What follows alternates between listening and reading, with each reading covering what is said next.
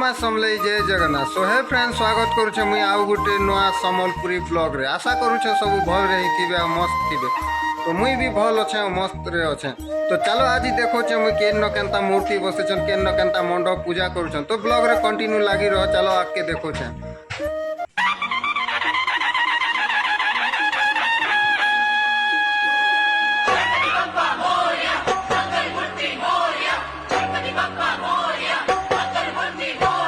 तुमे संकट मोचक, तुमे मंगलदायक, तुमे विघ्न विनाशक। आस आस देवा डाकुछंती भक्त, दर्शन टिके दियो। वक्रतुंड महाकाय, सूर्यकोटि समप्रभा। निर्विघ्नं कुरु मे देव, सर्वकार्येषु सर्वदा।